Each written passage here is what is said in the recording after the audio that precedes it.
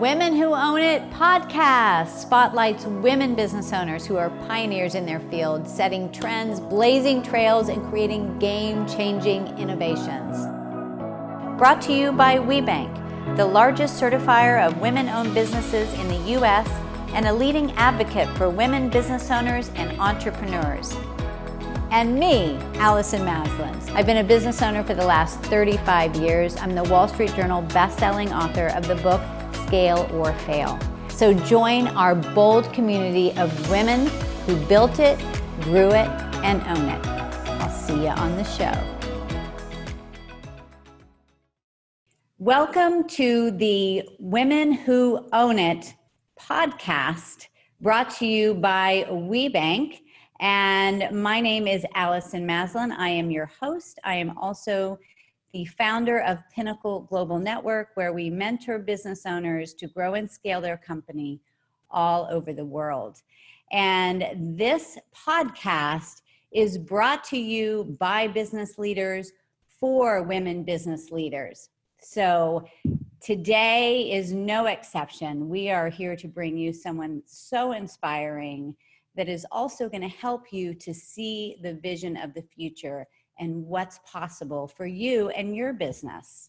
Suzy Batiz is a serial creator and expert in entrepreneurial intuition who built an empire by challenging societal norms after rising from life's lowest lows by following an alive idea. Best known as the creator and CEO of Poo Pourri, the all-natural before-you-go toilet spray, and game-changing household cleaning line, Supernatural.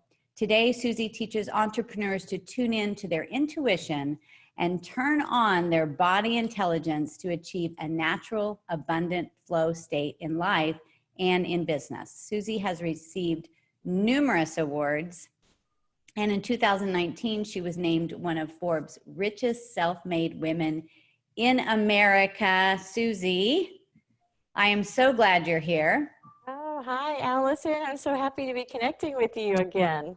I know. And so I had Suzy, we were blessed to have you on our stage at our Scale event last year, and you rocked the house. Everybody loved you. And so I was just thrilled that we were going to have you on the show.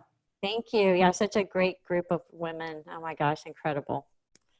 Yeah. So your story is amazing, and but it hasn't been without its struggle. And so for those of you that don't know your story, you know, before you hit this, you know, created this big enterprise, you had some bankruptcies, you had, you know, lots of challenges before hitting 40. And I think it's important for people to hear this kind of story, because they know, so they can know that just because I'm having struggle doesn't mean that success isn't on the other side of the door.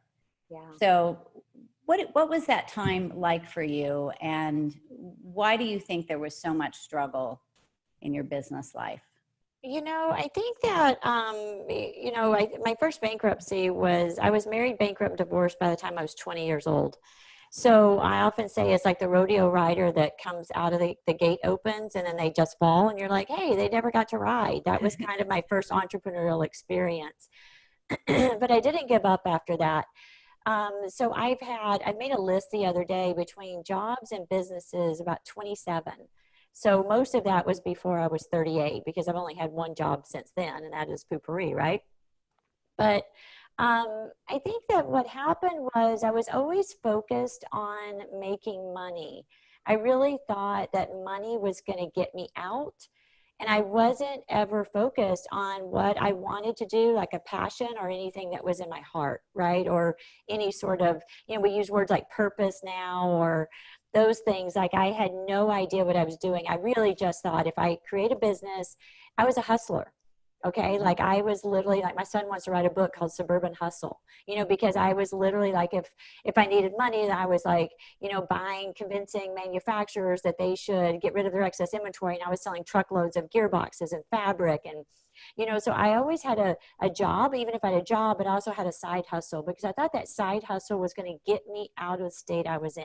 Ultimately getting to that I was going to be worthy and worth something and blah, blah, blah, blah. So Right. I believe that the first part of my 38 years was really off center because I was only interested in making money.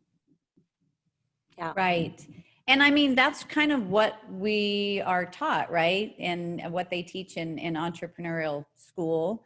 Or even, you're in college, it's like find a career that is going to make you money. There's not really a lot of talk of, hey, really find what lights you up, you Yeah. know? No. And so that wasn't even a concept. I remember being about 40 something and somebody said, what do you want? And I'm like, I get to choose what I want. Like that was like an aha to me. Right. So yeah, we're just programmed to think it's all about money. And then what happens is, most people live their lives. And then at some point, some sort of, I had what I call the luxury of losing everything. My second bankruptcy at 38, when everything was taken away, my house, the cars, everything that I thought was valuable was removed and stripped away. And there was no choice but to face myself and really go, what have you been up to and what are you doing? I don't wish that on anyone. It was a luxury because we rarely get those timeouts. But I got like a really hard timeout and I was able to go, what are you doing here, Suzy? And really reassess how I was operating and how I was living life. So you got to rewrite your story, really clean slate. Yeah, and I think a lot of us are kind of in that situation right now. Some of us are really, as we've been in a global, pandemic timeout, it's a really good time to kind of look around and be like, is this what I want to be doing? And does this turn me on and light me up? And if life were to end tomorrow, do I feel fulfilled and happy? And if not, let's start making some changes towards what we want. Yeah, I mean, I love this so much, and I love that you speak about this because it's not what you typically hear. But I truly believe that if you're only going after the money, I mean, where is the real drive going to come from?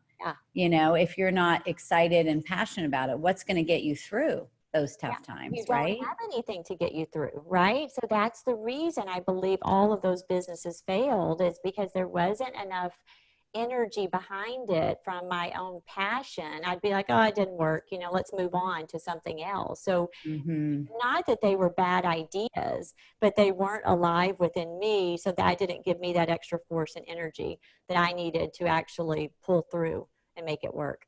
Right, and figure out a way. So what was the change for you? What finally changed that pivotal moment? Yeah, well, I had what I call a spiritual sabbatical for 4 years in between, 38 and 42 to where I decided I'd gone to a Byron Katie workshop and she had a book called Loving What Is. And I came out of there and had no desire for money. Like no, all of the desire for success or what I'd been driving for was actually gone out of my body. So I was just sitting at home feeling at peace for really the first time in my life. And I was fine living on my husband's income. We weren't rich, but it was great. And then at a dinner party, a family member asked about bathroom odor, if it could be covered. And I just felt this like jolt in my body. And I was like, I can do that with oils because I had been a practitioner of aromatherapy for the past, 15 years prior to that. I just loved it. I never thought about it as a product, but I completely saw that this could happen. So then I started on my Poo Pourri journey, never thinking about it being a business. I just wanted to make it work. And then once it worked, it was so good. Like it's like having a secret, like you can't keep it to yourself. So that's how I re-entered the business world. Really not even thinking I want to be in business, but more as if, you are a woman that happens to get pregnant with a child and, you're just looking like, okay, I want to birth this. Like I need to bring this into the world. And that was a decision I made within myself. and haven't regretted it, but I do business completely different now than I did before. I have different priorities and values within my being. Well, let's talk about that, because what is the difference, internally for you, and then also just, your team, your values, your mission, all of that. What is different?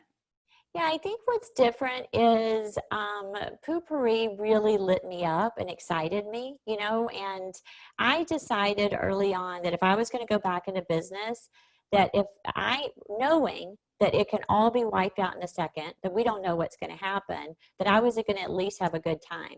Because what I say is what's worse than losing everything is losing everything and realizing, number one, you didn't have a good time doing it. And number two, looking at the ways you did business, right? It's like having to face that.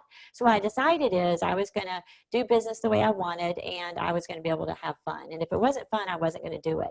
And I've told my company forever, the minute I'm not having fun, I'm out of here, which probably scares them a lot, but it's really true. But that ripples throughout the culture. I've had many people come to me. For example, someone's in quarantine with me, and she started a job called the happiness manager, and she was in customer service, and she came to me one day and said, I don't want to do this anymore. And I said, what do you want to do? And she goes, I want to be a happiness manager. I'm like, what's that? She said, I just make employees happy. I'm like, okay. So we create a new position for her.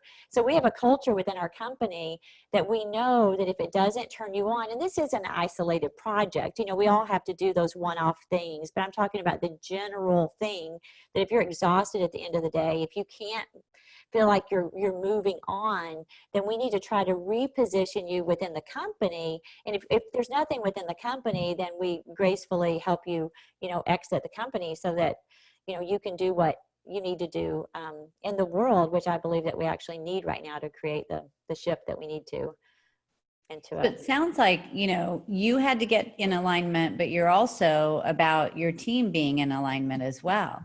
Oh, 100%. Yeah. Like even, I have a really close person that works with me that just called me a couple days ago and told me their secret dream that they always wanted to do. And now that I know that, it's like, great, let's make that happen. And this is a person I depend on a lot. But what I know is at the end of my life, one of the kind of, I guess, little tricks I do is I fast forward and I pretend like I'm on my deathbed in my mind. And I go, if I look back, what would I have wanted to do? And I do that constantly as an evaluation to see, like, is this something, would I regret not doing this?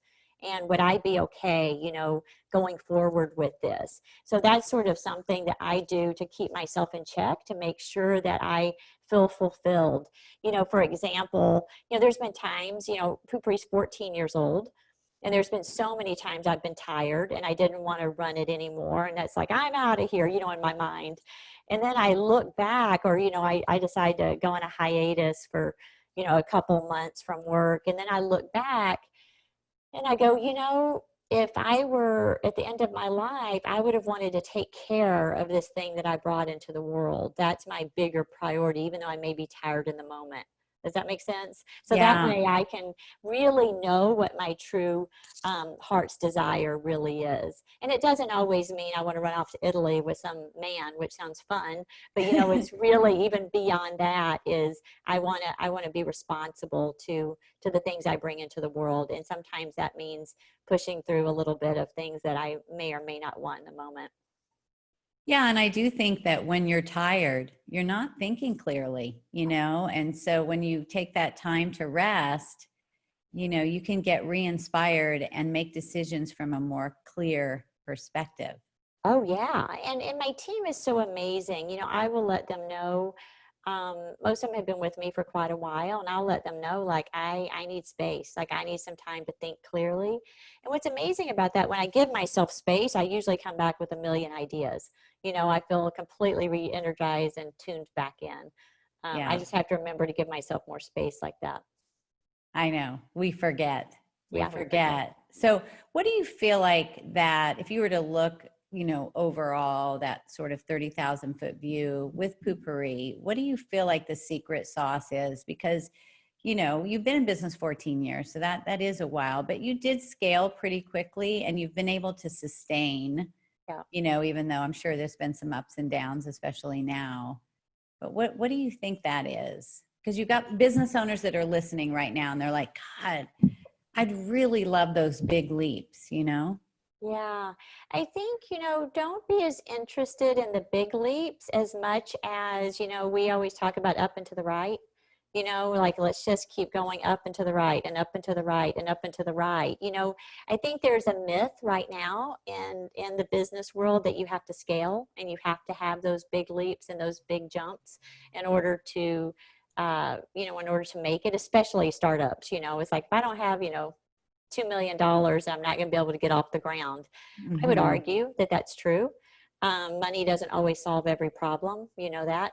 It's like, so there is some creativity and resourcefulness. But I believe that our particular secret sauce would be that we really are passion and creative driven. So my love is creativity and change.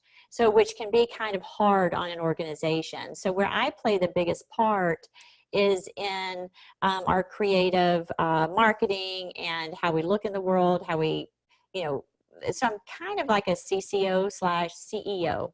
So what we do is we really identify what turns a person on and try to put them in a job that's closest to that, because that's going to turn the whole organization on.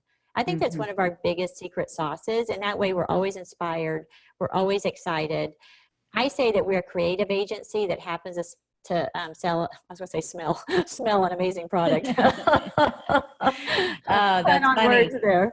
But you are so creative, Suzy. I mean, your branding, everything about you, it's consistent and there's always some little surprises. Yes. And I do feel like that it's never boring, right? You're always having people take another look like, oh, what are they up to now? Yeah. Yeah. And that's one of our really, know what your strength is as an organization and really play on that strength. So our strength is in our creativity and our flexibility and adaptability and our speed.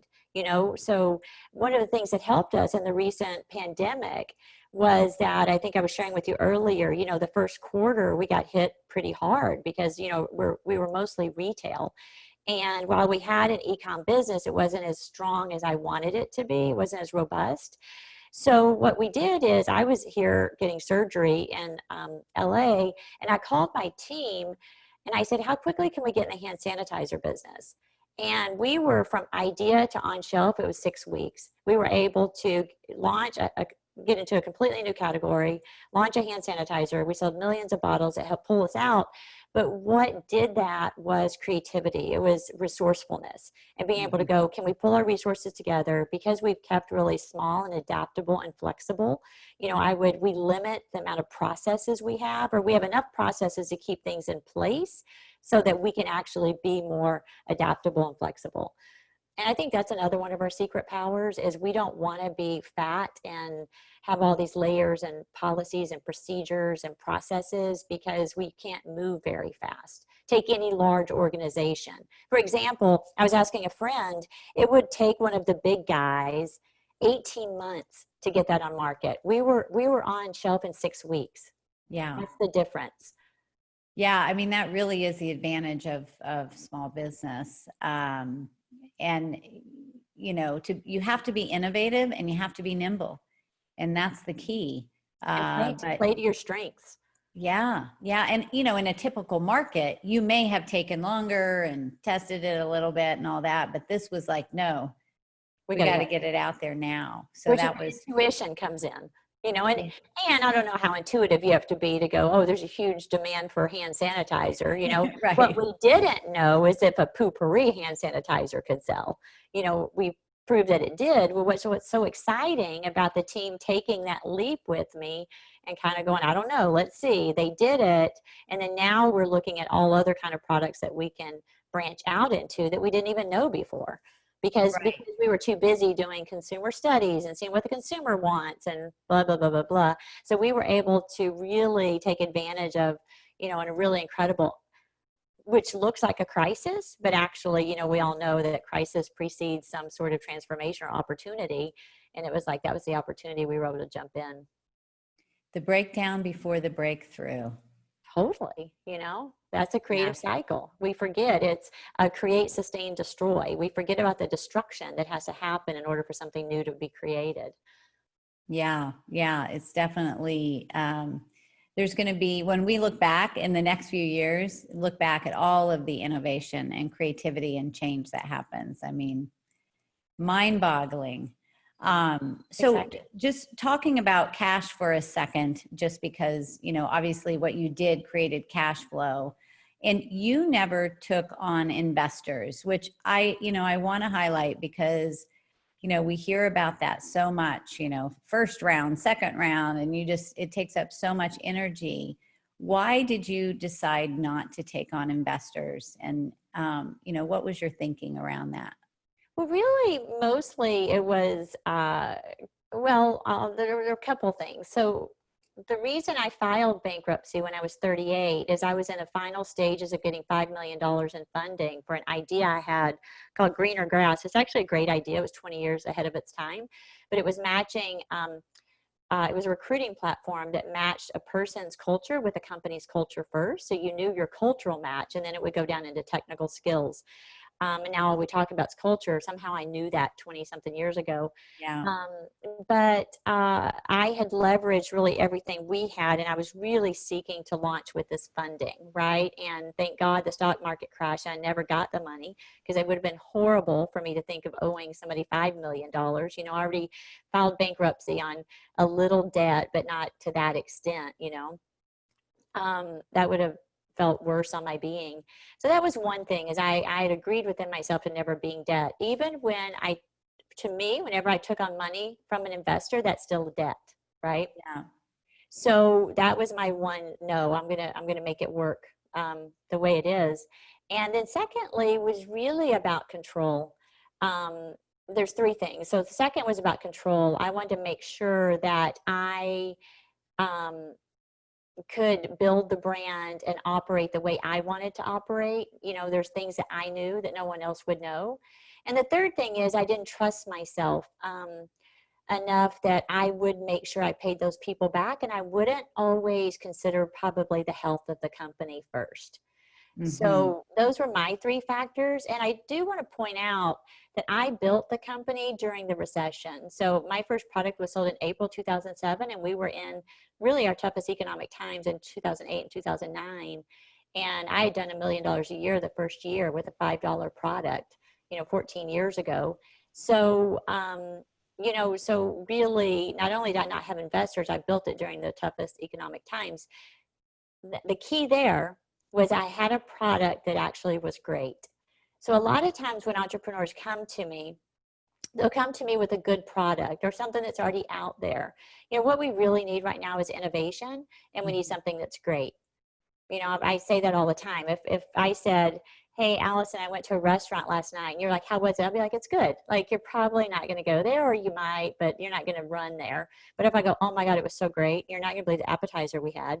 You're gonna go there. You're gonna be like, guess what? We need to go eat this at this restaurant. So you need to really push that innovation and push that product development or services, whatever you have, to it being great, because that's what we need in the world. We don't need any more stuff. We actually need innovation and something that's new. Yeah, you said so much there. I mean, you tapped into a demand. Like, you found a great product and something that people needed. And so you were able to, sell some pretty big quantities early on, which is phenomenal. It's interesting. I just interviewed Barbara Corcoran from Shark Tank. Oh, And I here, love that. and she, what do? They invest in companies. And she was saying, I highly recommend that you don't get investors if you, if you can avoid it, because you're giving away some of your business, 100%. you know? And you're going to have to answer to them. You're going to have to tell them why you did everything you did. And what's so interesting about running a business off intuition is there's not always a reason. There's not always a business plan, or sometimes you just don't know, right? But you have a feeling. And for example, with that was our first viral video. Like just something in my gut said, okay, it's time, like we got to get on with it. Like it's time to go. And I knew I didn't have money for traditional advertising. Well, even if I had the money for traditional advertising, what I didn't have is the distribution to make that, worth spending, whatever amount of money to have a television ad. So I found these rogue marketers, and that's when I started. We really pioneered YouTube advertising, a direct marketing type advertising. And but I did that from a gut feeling. I remember my husband at the time was like, what is going on? And I'm like, I don't know, we got to go. Like I just feel it. Everything in my body says we got to go. And I'm not sure if I had had an investor, they would have agreed with that, So there's been lots of decisions over the years that I've been able to make just off of my own gut. Some of them good, some of them, most of them are good when it comes like that, but I didn't want to have to answer to anyone. Yeah, I remember when I first saw that video some years back, and I was like, this is brilliant. Oh, thank you. This was brilliant. This is long before you and I had met, but, and it sounds to me, the theme here is really listening to your gut. And that's like, your CFO, like I work closely with my CFO and, we're talking strategy, but they're not going to be able to tap into your gut. No way. And that's right. And so you've got to be able to listen to that and then kind of sell that idea to your team. In a sense, you make the final decision, but they're trying to connect with basically your decisions through intuition. It's interesting. Yeah, which can be, it took quite a few years. Now they know. I've literally, one of the hardest things, I was talking with my daughter just last week about, she had to say no to moving into a house, and her boyfriend, and she's like, Mom, everything in my body had to no to this. And he was angry, because, so what happens with being so intuitive and following that intuition is because a lot of other people can't see any proof and they don't understand and in the moment. So you have to be that person to be able to go, it's a no. I've like laid down on my conference table, like, I'm so sorry, but we can't do this. This is 100% no here. Yeah. So it's really, really listening to that. Now, as far as the cash crunches, every business goes through it. I'm sure you've been through it. A lot of people are going through it now with COVID and all that. So how do you manage when there is a cash crunch? I mean, where do you go in your head? And then what are some of the strategies that have worked for you that maybe others can tap into? Yeah, I was just telling you a little about that. We're having a cash crunch for probably the first time, like, except for my first Christmas. I had a cash crunch, and I'll just tell you what I did then. I just started the company with $25,000, and I didn't have enough money to buy inventory to get through Christmas. And I called one of my friends that's a financial advisor, and I said, I think I need to get an investor. That's what I did first off. I did what everyone else did. And he's such an angel, not an angel investor, but he's an angel of a person. And had he not, he probably would have invested in my company, and I would have been in a not great situation possibly. But he said, keep your company as long as you can. You just need to figure out a way. And so I called my manufacturers, and I asked for, back then I was getting 30-day terms. So I asked for 90 days or 120 days just to get myself through Christmas. And they actually offered, if I would send the raw goods and the components, that they would fill all of the product, but not charge me until I sold it. So basically they were helping fund me with inventory, right? But the first thing I did is I just asked. Yeah. So what happened is right now we got hit, I think I told you, with a multi-million-dollar order in the first quarter that got canceled, which really put a dent in a company that is self-funded. And what I've done is I've really dug into looking at, because we have plenty of cash and we don't have any loans, but I was looking into really the flow of money. And what I realized is that now, especially during COVID, people, our vendors were typically, and they have been paying this, let's just say one of the big, chain stores in America, Yeah, so what happened was what I was able to see was really where is the cash flow issue? Because it wasn't a lack of cash, it's a flow issue. So that's what you need to look at. And what I found is that we were paying we have really amazing credit, and one of my things is integrity. And when we say we're going to pay you, we do. So we were paying most of our vendors and manufacturers within 30 days, but the big chain stores and things now with COVID aren't paying us for 90 to 120 days. And so there's like a 60 to 90 day gap that we're floating millions of dollars. And then we got into hand sanitizer business. They wanted us to pay millions of dollars up front. So it put like a crunch on it. So what I did is went old school, and I went back to to our suppliers and said, hey, here's what's happening. We have 30-day terms. We need 90-day terms right now. And I just did this literally just yesterday.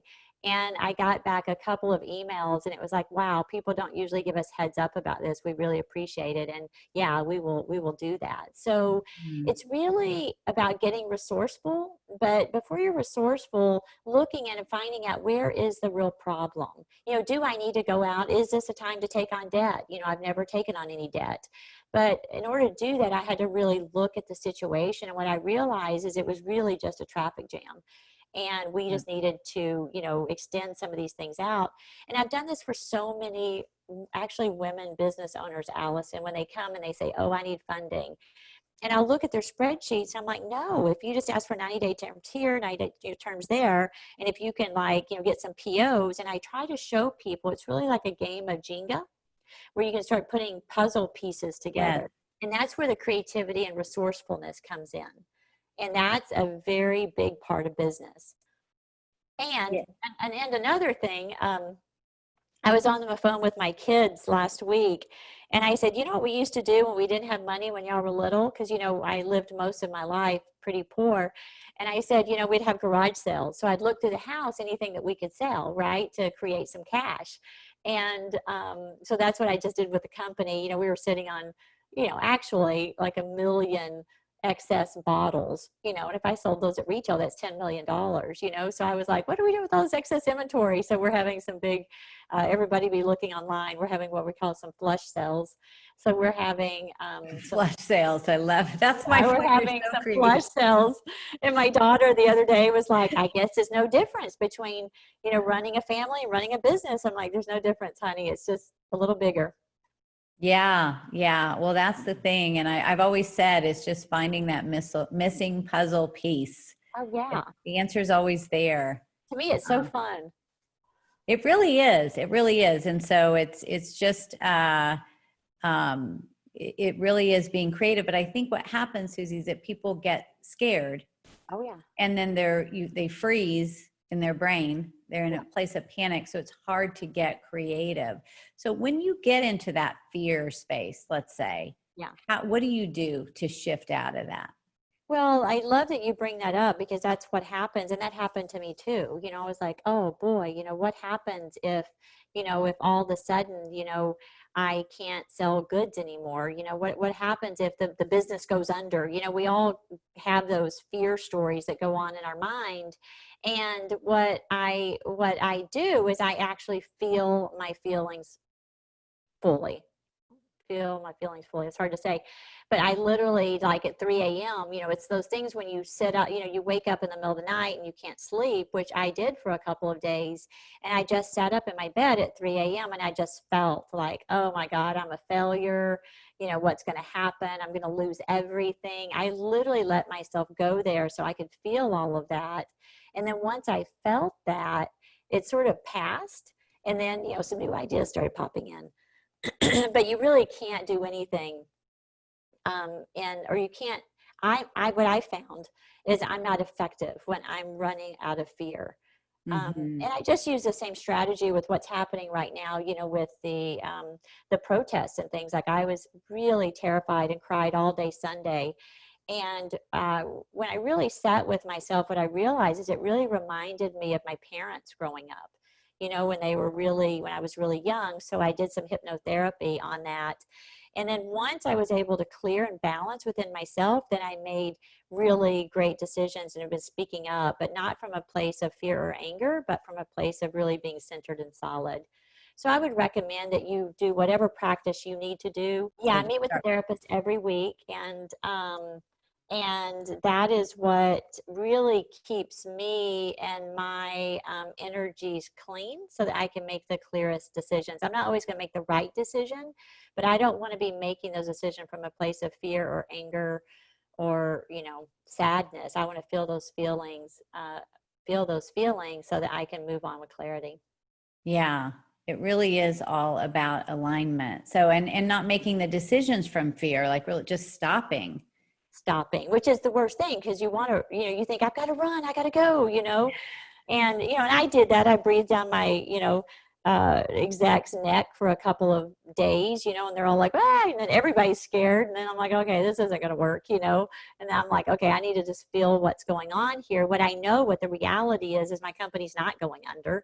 So I think it's also facing the facts, like, is it true? It's true that we're having a cash flow issue temporarily, but I think I've told you, we're also have turned the needle in a really big way. And we actually, this month, our sales will be up a couple 100%. So we really did turn it, but during that period, it can be uncomfortable. Yeah. And then remind yourself it's temporary.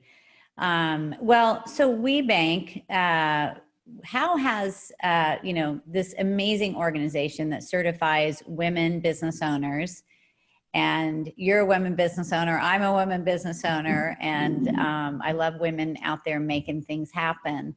But how has WeBank been part of your growth? Yeah, I love that WeBank. I love being part of the organization. I love saying that we're a part of the organization. Organization, it helps us with buyers. It helps know that we are a certified woman-owned business.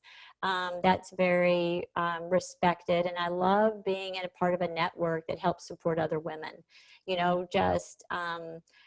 It's like we all kind of wrap our arms together and like, okay, let's go, because united, we're a bigger force than we are individually. So I know it's really helped us with a lot. We definitely have it on every sales spreadsheet that we have, and we speak to it. So that certification really says a lot. It's one of those things that's like, do you need it? I don't know, but what it really does is it helps.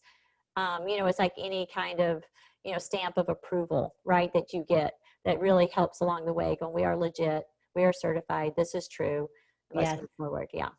Yeah, fantastic.